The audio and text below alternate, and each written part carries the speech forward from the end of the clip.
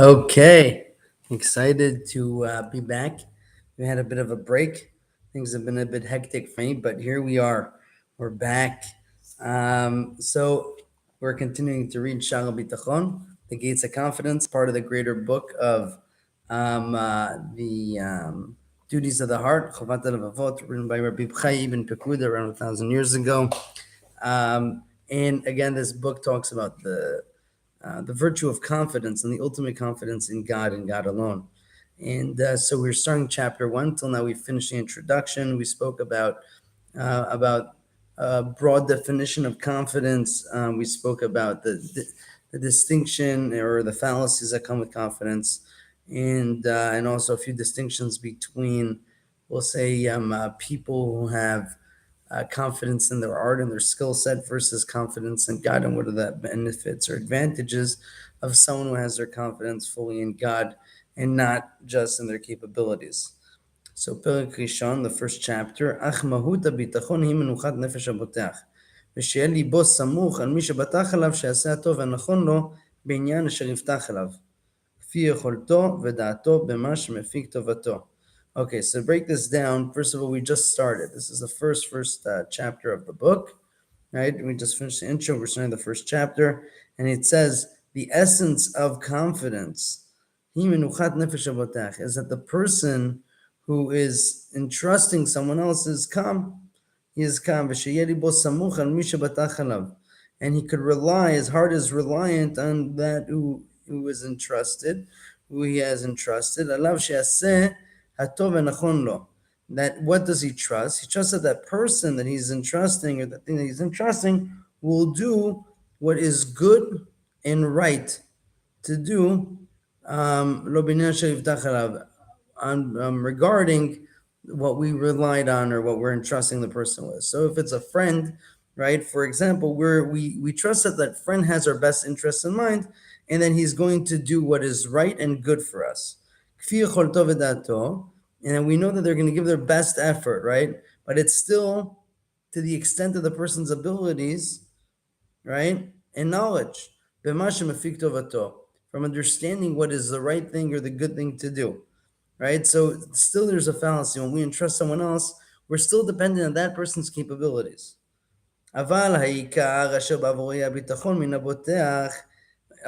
the most importantly, the reason why someone can have confidence in someone that they're confining in.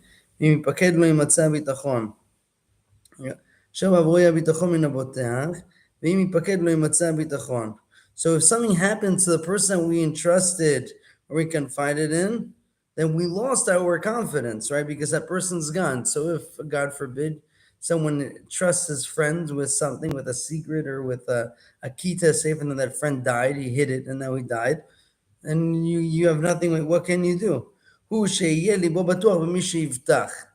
And that is why a person, right, who has confidence in something else or someone else, right, he has to be confident in the person that he is entrusting or he's confining in.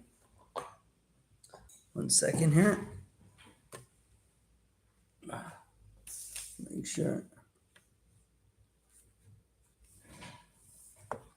Okay, מישהו יודע התעלמותו. Okay, so בוא שיקיים מה שאמר ויעשה מה שערב ויחשוב עליו הטוב במה שלא יתנה לו ולא ערב עשור שיעשה נדבה וחסד. And so if that person is still existent, right, something, let's say nothing happened to that person, still he needs to have that confidence in that he will actually commit, he'll actually do to what he committed to, and he will take action, right, when he needs to. And if there was something that they didn't explicitly dictate the terms of what he should do when a certain scenario arises, that person will do what he knows or what he believes is the most right thing or will mostly benefit the person that is trusting him, right? And that person should be generous and kind in his in the way that he is providing or fulfilling his entrusted obligations, right?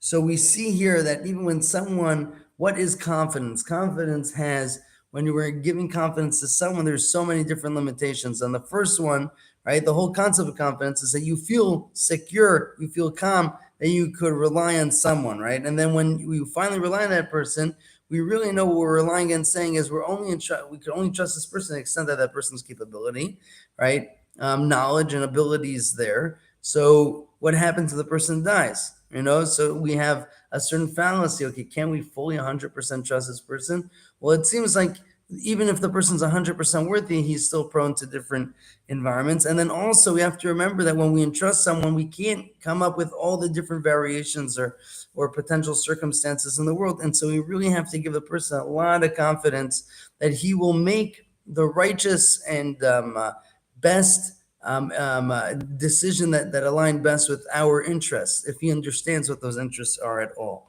right? And Sheva. But the reasons that confidence is possible amongst the creations of this world, there's 7. So there's 7 causes or reasons for confidence. אחת מהן הרחמים והחמלה והאהבה, כי אדם שהוא יודע בחברו שהוא מרחם וחומר עליו, יפתח בו ותנוח נפשו עליו ככל מה שיתליכו מענייניו. So really what we're talking about here is what leads us to feel that we could trust someone else, right? And so the first thing is that we feel that this person is empathetic or is beloved to us, someone who's very close. Think about one of those people who's extremely close to us, right? We feel we could totally confine and be confident that this person's going to do is going to act in our best interest, right? So we know that we can trust this person. שיודע בו עם אהבתו, שאיננו מתעלם ממנו ולא מתעצל בחפצו, אבל הוא יודע בו שהוא משתדל ומסכים לעשותו. So the second thing that causes us to have confidence in someone else is שיודע בו עם אהבתו, that he knows him like he really best friend, right? That's the concept. שאיננו מתעלם ממנו ולא מתעצל בחפצו, that he won't, that friend of his, right? That person we're confining, he's such a good friend. He really cares so much about me, right? Whenever I need him, he'll immediately show up, right? And he'll be speedy or efficient to try to help solve anything that comes my way. So he knows that this person is really going to do everything he can, right, to help him out because he's such a good friend. But if that person doesn't have that confidence and that person really cares so much about him, and he'd be willing to drop things for him and actually sacrifice, right, himself to help and support him in a time of need or what he's entrusting him with. If he's not confident in that, then he will never be able to be confident. So if you can't really believe that this person really cares about you, he'll get up, he'll do whatever it takes to help you out, right? Then you'll never really be able to feel like you could totally confine or rely on this person. Because he knows that if it's too much of an ask, this person might not come through.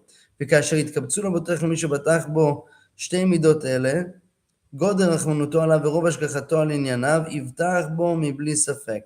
if someone has both, first a sense of empathy and that person really cares but also is very close to him, right? Then that person will have a tremendous sense of confidence. We could potentially build or create a strong sense that he could rely on this person, right? Vashlishi, and the third thing that causes us to have confidence, sheyeh chazak, that we believe that this person is strong or resilient. And that that this person won't be beaten or he'll be able to carry out our purpose. He's strong, resilient. He's going to be there, and things won't get in his way from fulfilling his promise or what we're relying on him for, right? Because if that person is not strong, he's not resilient, and he actually is prone to certain weaknesses or inability to carry out what we asked him of, we won't have confidence in that person, even if we know that person actually really, really cares about us. and really has our best interests in mind. Why can't we rely on a person if he's weak and he doesn't have the skill set or ability to actually implement, right? To come through with what he promised us. So we won't trust him.